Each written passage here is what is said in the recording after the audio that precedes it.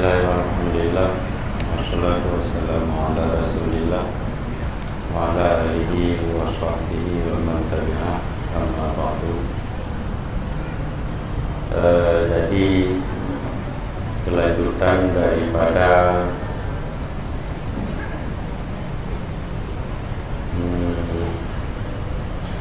masalah tauhid. Mungkin malam ini kita membicarakan sedikit dua firqah besar ataupun kelompok besar di antara 73 kelompok di dalam Islam, yang mana dua kelompok besar ini termasuk di dalam firqah dhalalah ataupun sekte pahaman sesat dan menyesatkan. Dua firqah tersebut yaitu yang pertama Jabariyah. Jabariyah itu dasar katanya daripada Jabrun, Jabara Yajbiru atau Jabara Yajbaru. Artinya secara loghat adalah paksaan.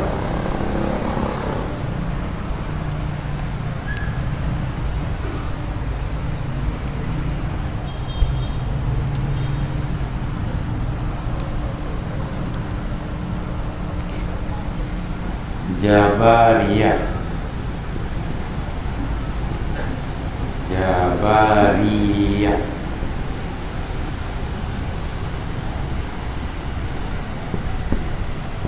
Yang kedua Qadariyah. Qadariyah.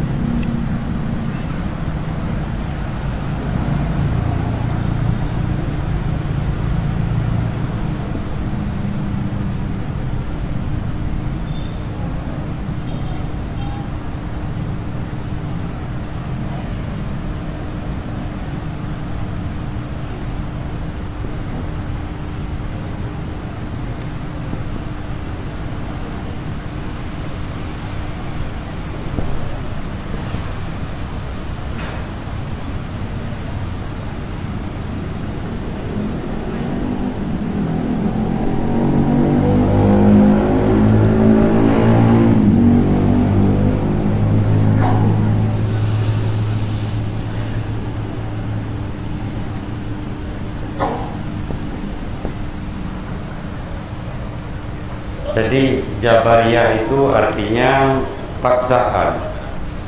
Dalam pengertian menurut pahaman mereka, semua pekerjaan yang terjadi dari manusia itu dipaksakan oleh Allah untuk melakukannya atau untuk mengerjakannya.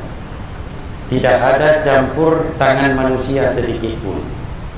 Sehingga dalam pahaman mereka, apapun yang kita lakukan itu tidak berdosa, karena pada hakikatnya yang melakukan itu adalah Allah. Dan Allah pun berhak memasukkan kita ke dalam surga. Kenapa? Karena tidak ada yang salah yang dilakukan oleh manusia ini. Maka dalam pahaman ini sepakat ulama Ahlus Sunnah wal Jamaah menghukumi mereka itu kepada kafir. Kenapa kafir? Karena mereka menghalalkan yang haram yang telah diharamkan oleh Allah. Misalnya ada seseorang itu berzina, itu dalam anggapan mereka tidak berdosa. Kenapa? Karena yang menciptakan kekuatan dan yang mentakdirkan sehingga terjadinya zina itu Allah Subhanahu wa taala. Ini pahaman Jabariyah. Dan nampuman apa? Yang kedua Qadariyah. Nyo berbalik 100 derajat dengan Jabariyah tadi. Kalau Qadariyah, tugas Allah hanya menciptakan makhluk, sementara kekuatan dan perbuatan yang ada pada makhluk itu tidak ada campur tangan Allah. Ini kembali dalam benar. Sehingga apa saja yang kita lakukan dan yang kita kerjakan itu adalah milik kita. Kalau memang baik, berarti Allah membalasnya dengan baik, dan kalau jahat, Allah membalasnya dengan jahat. Nyo Qadariyah timan, nyi pegah katanya berduanya, Jabariyah punya, Qadariyah punya. Jadi Qadariyah kesimpulannya meyakini bahwa Allah hanya menciptakan makhluk, sementara segala gerak-geri tindakan yang dilakukan oleh makhluk hasil ciptaan makhluk itu sendiri, tidak ada campur tangan Allah Subhanahu wa taala. Yang nembung ulama Ahlussunnah wal Jamaah berpendapat bahwa menolak pahaman Qadariyah ini dengan firman Allah dalam Al-Quran, wallahu khalaqakum wa ma ta'malun. Allah menciptakan kamu dan Allah juga menciptakan apa yang kamu kerjakan. Itu jelas ayatnya, termasuk dalam ayat muhkamat, bukan mutasyabihat. Karena pengertian muhkamat ayat yang jelas pahamannya, itu muhkamat namanya. Ayat yang tidak jelas pemahamannya, pengertiannya, itu namanya mutasyabihat. Maka ayat Al-Quran itu terbagi kepada dua, muhkamat dan mutasyabihat. Misalnya Yasin, itu apa pengertiannya? Nggak tahu kan? Alif Lam Mim, anak depu kan? Nun, anak depu kan? Sad, anak depu. Itu bahagian daripada mutasyabihat. Ada lagi Allah di atas aras. Itu kita tidak bisa menjabarkan bagaimana. Karena kalau kita jabarkan atas dalam pengertian atas, Allah duduk bersila misalnya, itu Allah menyerupai makhluk. Jadi sehingga menentang dengan ayat lain dalam Al-Quran, laisa kamitslihi syai'un. Berarti itu bahagian daripada mutasyabihat. Ulama Ahlussunnah wal Jamaah mengistilahkan dua kelompok ini. Yang pertama, yang ini adalah nanah, ini darah. Ahlussunnah wal Jamaah artinya kedua-duanya najis, tidak boleh didekati. Di antara dua pemahaman ini, di antara nanah dan darah ini, di antaranya lahirlah Ahlussunnah wal Jamaah. Artinya susunya dari 4 GG. Di mana susu itu datangnya? Di antara nanah dan darah. Pahaman Ahlussunnah wal Jamaah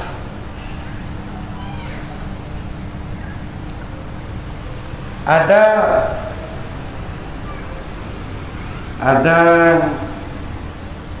konsep di sini aja, konsep ikhtiyari.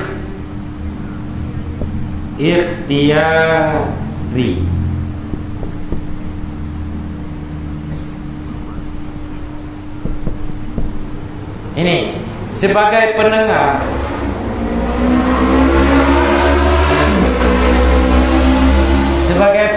antara Jabariyah, antara pahaman Jabariyah dan pahaman Qadariyah.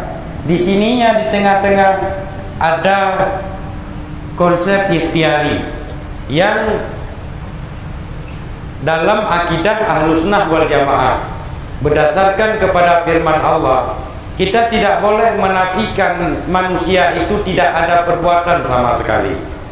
Misalnya Allah berfirman, firman Allah misalnya, may ya'mal misqala dzarrah khairai yara. Siapa saja yang mengerjakan, itu kan ada pekerjaan artinya. Menurut Jabariyah tadi berarti Jabariyah mengingkari ayat ini, ya kan? Siapa saja yang mengerjakan amal kebaikan walau sedikit, Allah membalasnya. Berarti itu ada perbuatan namanya, ada gerak-gerik tubuh manusia sehingga Allah membalasnya. Ini oleh karena hanjir tabantah bahwa pada manusia nabut, dan kita juga tidak bisa membantah ayat ini, wallahu khalaqakum wa ma ta'malun. Allah menciptakan kamu dan menciptakan apa yang kamu kerjakan. Kalau kita melihat ke ayat ini, kita terpengaruh dengan Jabariyah. Kalau kita melihat ayat ini, kita terpengaruh kepada Qadariyah. Nyolong pegang konsep ikhtiari. Ahlussunnah wal Jamaah lahir di antara Jabariyah dan Qadariyah. Nyom yang anak mumpung nyolong pegang, nanti belum pegang belum 3 tit melarang buku. Kadang-kadang akhir dah mumpung 3 ini. Dan ini payah untuk kita tulis. Nah, tapi ingat nanti. Ikhtiari, pengertian ikhtiari di dalam tauhid berbeda dengan ikhtiari di dalam fikih atau di dalam istilah sehari-hari. Ikhtiari di dalam istilah sehari-hari itu artinya bekerja untuk menghasilkan uang. Karena orang berikhtiar dulu lah, berikhtiar dulu. Itu artinya berusaha. Beda. Ikhtiari di dalam istilah tauhid itu artinya Allah memberikan pengetahuan kepada manusia terhadap sesuatu yang akan dikerjakan. Misalnya manusia itu mau berjalan, Allah memberikan pengertian, pemahaman kepada manusia ini apa fungsi berjalan dan untuk apa dia berjalan. Tidak ya udah dan belongkol. Itu Allah memberikan pengertian kepada dia bagaimana pengertian berjalan, bagaimana pengertian dari ikan. Kemudian setelah si manusia ini mengerti, baru Allah memberikan pengertian kepada dia, baru Allah menciptakan kekuatan kepada dia, kekuatan untuk melaksanakan tujuan dari perjalanan tadi. Setelah Allah menciptakan perbuatan tadi, Allah menciptakan kesadaran kepada si manusia tersebut ketika dia mengerjakan perbuatan tersebut.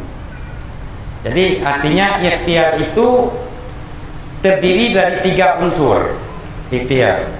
Yang pertama ilmu, yang ilmu terhadap sesuatu yang akan dikerjakan. Yang kedua kekuatan atau namanya kudrat. Dan yang ketiga sadar. Sadar atau niat. Niat ini sadar. Ketiga-tiga ini semuanya kembali kepada ciptaan Allah Ta'ala.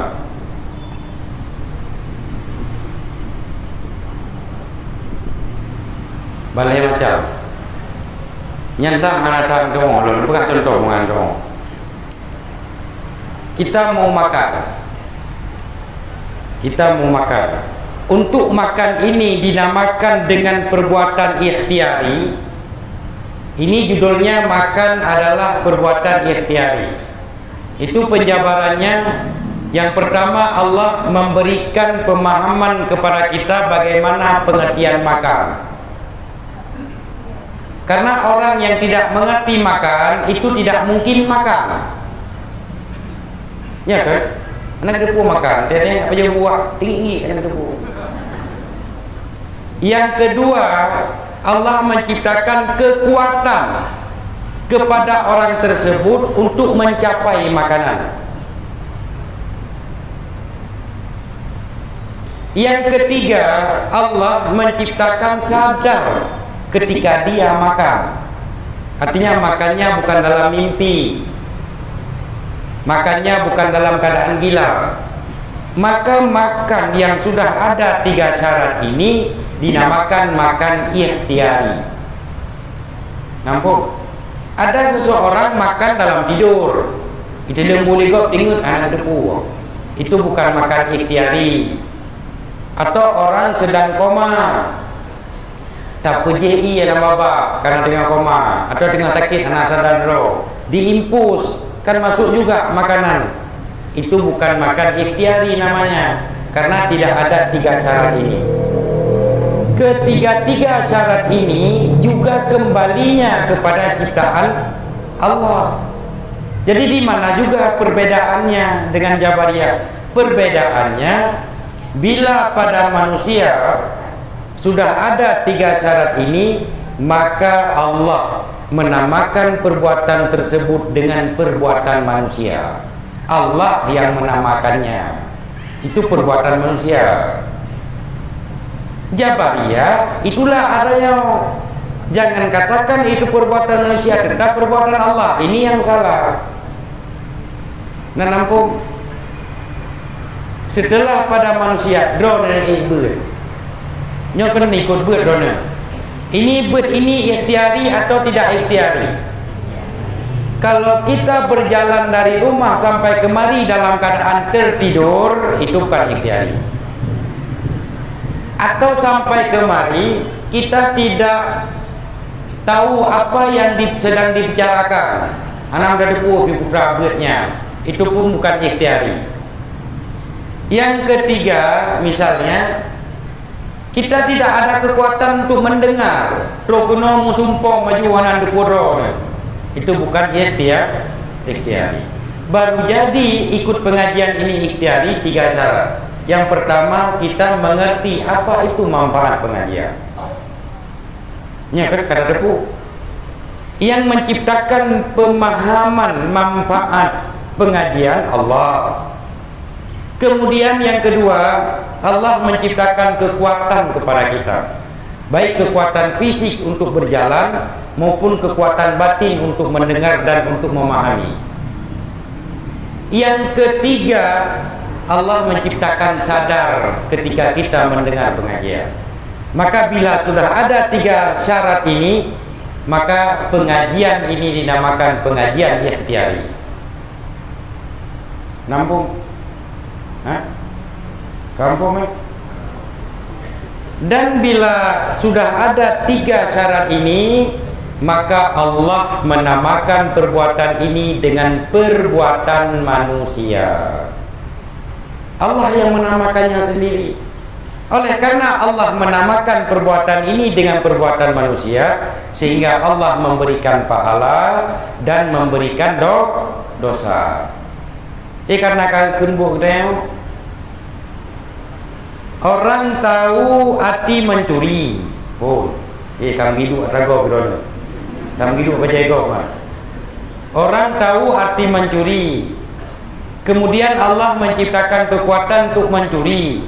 Kemudian ketika dia sedang mencuri itu sadar sedang mencuri, bukan dipaksa sama orang lain. Itu namanya mencurinya ikhtiari. Maka Allah mengatakan itu perbuatannya sendiri. Oleh karena demikian Allah memberikan azab kepadanya ataupun dosa. Nampu man. Orang mencuri dalam tidur atau baca Al-Quran dalam tidur misalnya, itu Allah tidak menamakan perbuatan orangnya, benar nyampu orangnya, karena tidak mencukupi syarat. Karena anak buat orangnya, orang yang berbuat kebaikan dalam keadaan mimpi atau membuat kejahatan dalam keadaan mimpi tidak dicatatkan pahala dan tidak ditulis dosa. Bahkan karena anak buat ji, maka anak beri imbalan. Nampung? Yang kenyan kira-kira ini malamnya kurang pun dah ulang dong ke pokoknya pun bentuk dia pegang-pegang lego. Ini ada pertanyaan. Kalau memang semuanya sudah ditakdirkan oleh Allah, untuk apa kita berdoa? Ini Jabariyah. Pertanyaannya ke arah Jabariyah. Ya kan? Jawaban Allah menciptakan pemahaman kepada kita pengertian doa, faedah doa, fungsi doa. Kemudian Allah menciptakan kekuatan kepada kita untuk sanggup berdoa, sanggup berbicara baik dengan lisan ataupun dengan hati, dan sanggup mengangkat tangan misalnya bagi orang yang mampu mengangkat tangan. Kemudian Allah menciptakan kita sadar ketika berdoa. Maka berdoa itu Allah katakan perbuatan si manusia. Jabariyah itu yang tetap ikutnya perbuatan Allah. Yang buntu Jabariyahnya katanya ya perbuatan Allah ya. Ketika kita ke WC itu perbuatan siapa? Yang gitu. Saja WC dia buat najis, coba najis ya. Nya gitu. Nak nampu man. Nya kan hana lu dah pembahasan biasa. Hana dah pegang lu tak boleh tak mumbung. Munyo bila ge kalian burung ka ubah. Daripada ini yang kerjaan Allah. Hah? Pada ini yang kerjaan Allah ada hubungan dengan manusia, ikhtiar dan mawar. Namanya. Tiba. Yang Allah, kerjaan Allah ada hubungan dengan makhluk dan ikhtiar dan bermawar, berusaha. Namanya. Ya. Jadi Allah menciptakan perbuatan, Allah mengistimewakan makhluk dengan mengatakan itu perbuatan makhluk menurut Sunnah wal Jamaah, padahal bersumber dari ciptaan Allah. Yang mentang kesimpulannya. Tiap-tiap manusia bermawar dan dia bekerja di sini terdapatnya pahala dan dosa. Ya. Kanyan yang menyakabihnya tuk lesesenyo. Nyo tinggal ini putar-putar kerana. Ada yang lain mau saya sampaikan sedikit. Yang pertama, nanti malam Rabu yang akan datang kita pengajiannya di Tea Sergit, karena kita ada kunjungan Abuya Mawardi Wali, anak Abuya Mudawali yang tertua untuk saat ini. Umur beliau sekitar 85 tahun atau 84 tahun. Beliau yang paling tua. Tadi kunjungan udah yang sedikit. Jadi satu kemuliaan bagi kita untuk bisa melihat wajah beliau. Karena ayahanda beliau Abuya Mudawali itulah bapak ilmu di Aceh. Abuya Mudawali Semua ulama-ulama Aceh itu tidak terlepas daripada didikan langsung beliau atau tidak langsung. Kalau hari ini yang masih langsung dari beliau Abu Tumin Mlamlade, itu langsung dari beliau yang masih hidup sekarang. Yang lain tinggal lagi Mesir Mudi. Mudi itu Abun dulu. Dari Abun belajar sama Abuya. Dari Abun turun ke Abu Mudi, baru turun ke kami. Nyo kamu ka helapi lun ba Abu Mudi ba Abun ba Abuya Mdawali. Menyo Abu Tumin langsung merempak duit. Maka itu salah seorang ulama tua yang langsung sempat belajar sama Abu Tu. Dan kan hanya Ba Abu Tu, Abu Tumin tempat duit. Ba Abuya kurung kali ulama tua dahulu. Jadinya pengumuman pertama. Kira-kira yang jejak ni melangkah nanti ada nijak kena hanya buat cip. Lagi biasa, lagi jembuat ini. Pos tengah kurang mulai acara. Karena nggak ada acara lain, cuma acara Abuya. Nggak ada acara lain. Baca Al-Quran, selawat langsung Abuya. Setengah kurang mulai acara, lagi ini. Yang jejak nijak, mian aja nijak kena dua iron ini anak ber. Ni pre anak ber. Sengaja memang kita ambil malam Rabu. Kemudian yang kedua, ini yang mau kami sampaikan tentang zakat orang tijara. Karena ini banyak simpang siur. Kena patih, hanya patihnya urusan drone, hanya urusan ngelut. Jadi yang pertama, syarat untuk wajib zakat bagi orang yang berjualan dua. Yang pertama hul sampai setahun, itu arti hul. Tahun yang dimaksudkan di sini adalah tahun Hijriah, bukan tahun Masehi. Misalnya kita mulai jualan tanggal 4 Desember misalnya. Itu harus kita catat bukan 4 Desembernya, bulan Arabnya tanggal berapa dan bulan apa. Arabnya, bukan Masehinya. Misalnya Arabnya 4 Desember itu Arabnya misalnya 2 Rabiul Awal. Berarti bulan Rabiul Awal tanggal 2, itu artinya. Tahun depan pas pada bulan Rabiul Awal tanggal 2 itu namanya hul. 1 tahun. Yang kajelah lihat apa? Yang kedua nisab.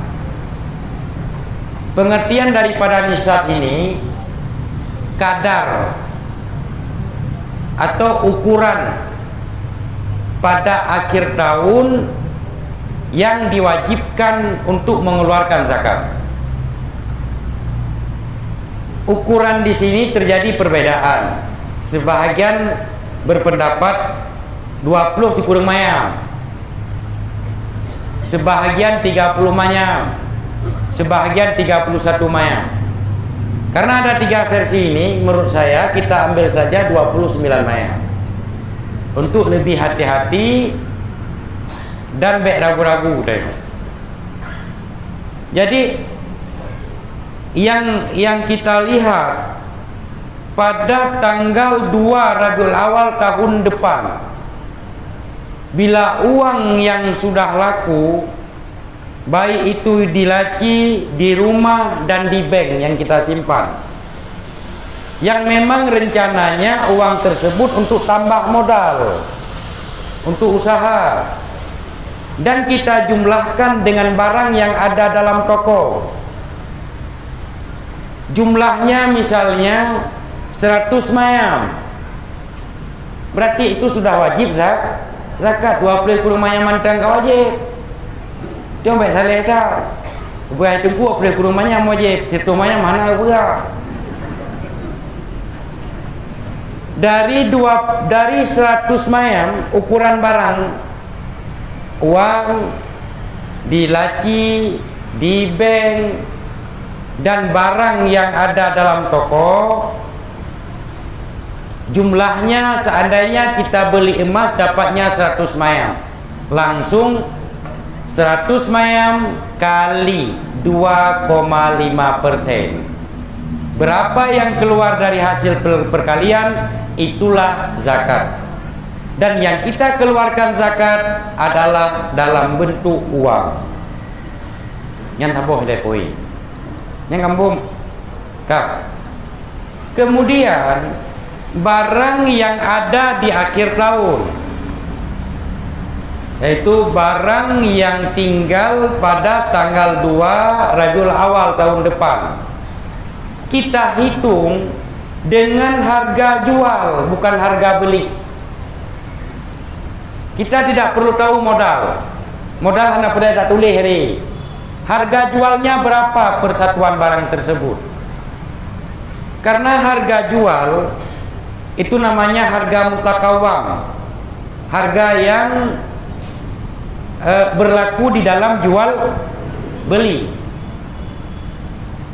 Barang yang dalam kita jual jam itu berapa misalnya, kalau kita jual berapa harganya, jual jadi maksudnya kan harga pertama, karena harga pertama kena tawaran long. Ini harga jadinya berapa? Oh 12 ribu, tapi you 15, tapi you 15, kadang cik bangai rumah belon tu nyai belon rezeki neo, tapi nyai lagi kurang 12 je tak kurang, berarti 12 kita tulis. Jam 12 ribu. Kipas angin berapa harga jual?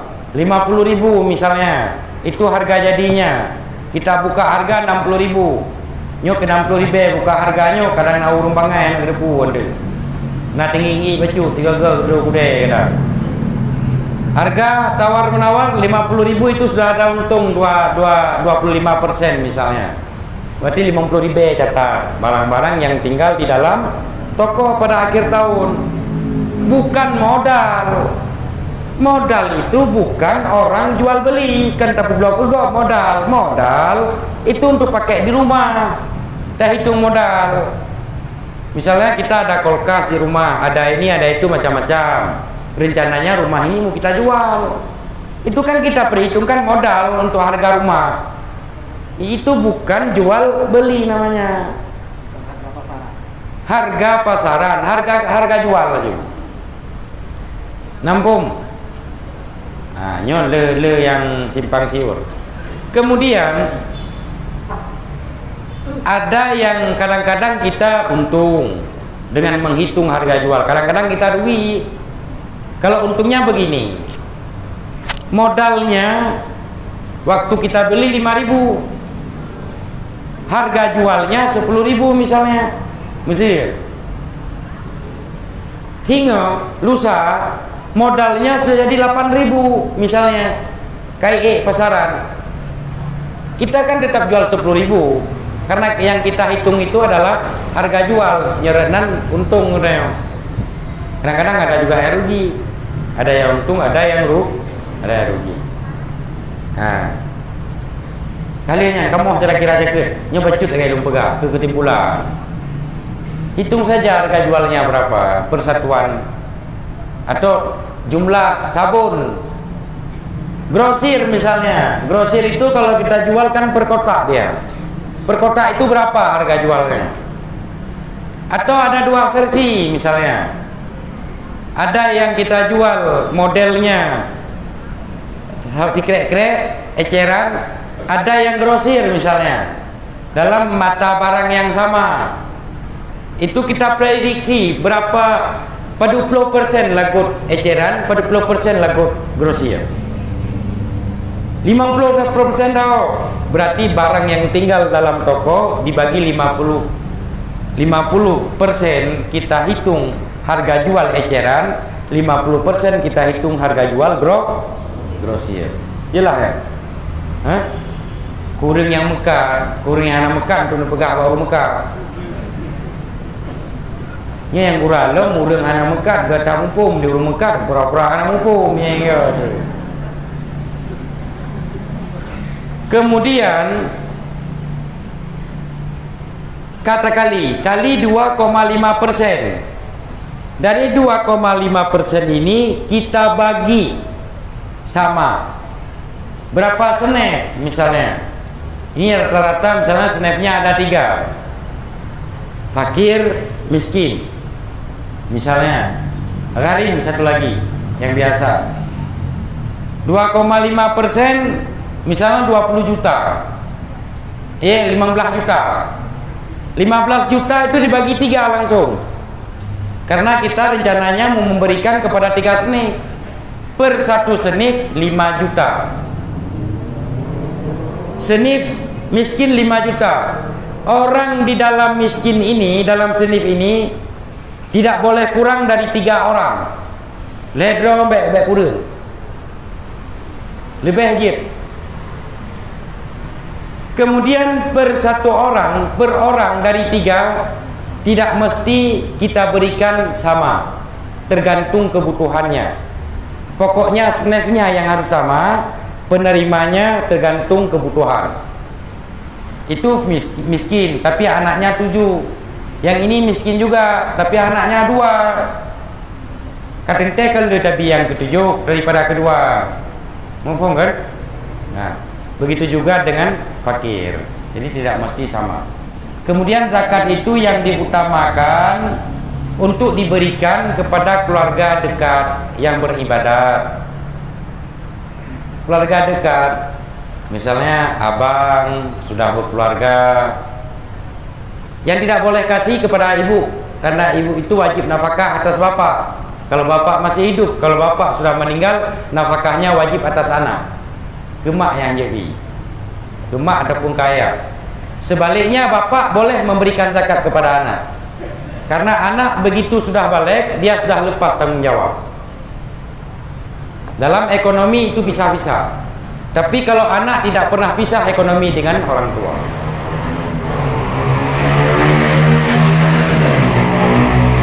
Yang turun babanya sampai tak jaga baju. Dia kata kenepot Honda, biar kita kenepot Honda. Sayang dia. Nyandro kepian kelo jika dia mentang. Saya jaga baju. Bahkan dia memberikan zakat kepada kita. Zakat suara kenelpot. Tak jera deh. Nanti ini orang siku dah buat ini jalan. Tengah fokus gadah dia fokus.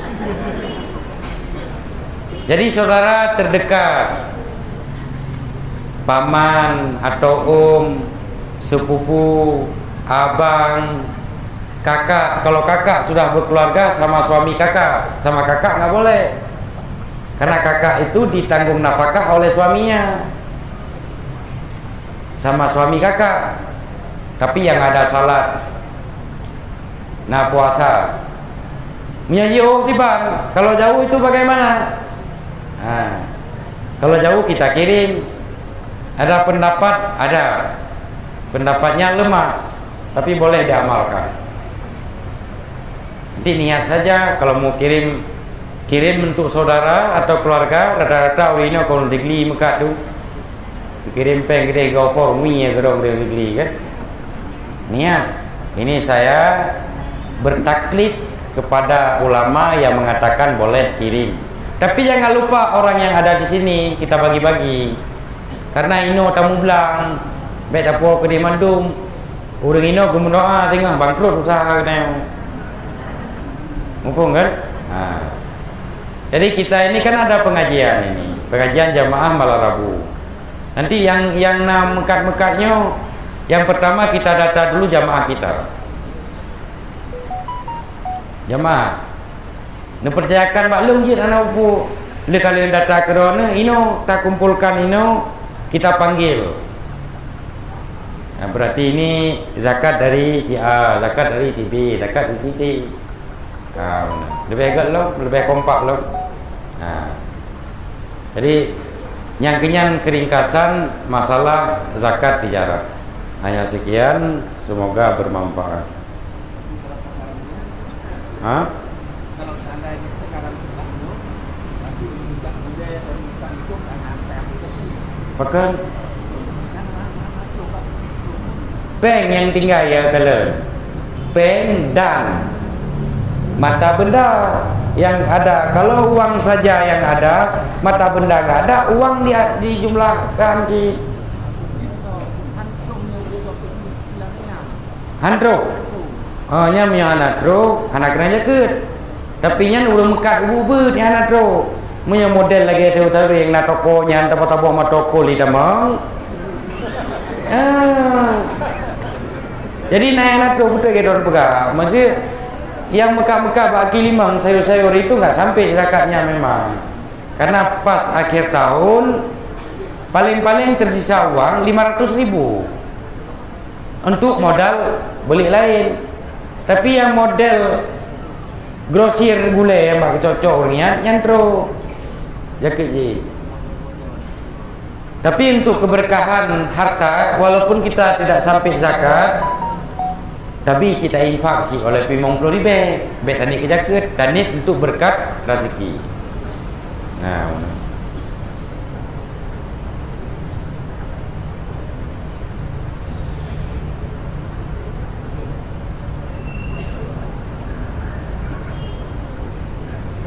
pertanyaan malam Rabu 4 Januari nyo kan wate ka sempit kan. Nyo sama dia bina kata yang tabok mentah kan. Karyawan emas mendapat tempahan kalung berbentuk salib. Iban hukumnya, sementaranya dituntut di pekerjaan dan bagian dari muamalah. Tidak boleh. Masih banyak pekerjaan lain yang boleh kita kerjakan dan boleh kita beralasan. Tidak mesti kita lakukan. Tidak boleh, itu bahagian daripada membanggakan agama lain. Enggak boleh.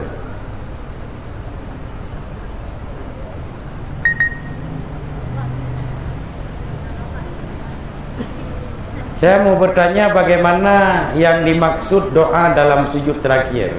Artinya doa dengan bahasa Arab. Doa dalam bahasa Arab, kita hafal bahasa Arab misalnya. Kita mau berdoa apa? Putra enam doa itu. Putra enam doa dalam buka contoh. Doa selamat iman. Jadi ketika kita sujud, di akhir membaca doa sujud, yaitu tasbih sujud, di akhirnya kita berdoa, Allahumma sabbit imanana. Ya Allah, tetapkanlah iman kami. Pokoknya dengan bahasa Arab, jangan dengan bahasa Indonesia atau bahasa Aceh. Benti iron takar ju ina yang Allah ni berselamat begini.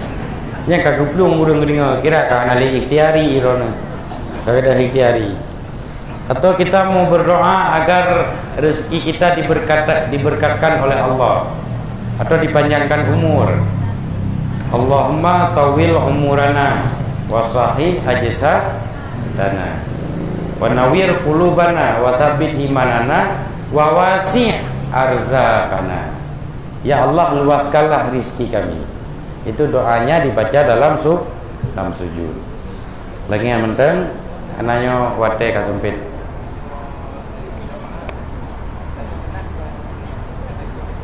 B, mengikut jamaah kalau imamnya masih sedang membaca sementara kita sudah selesai, itu baru kita isi dengan doa pribadi.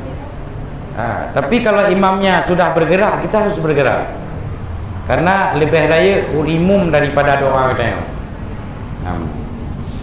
Wallahu a'lam bishawab.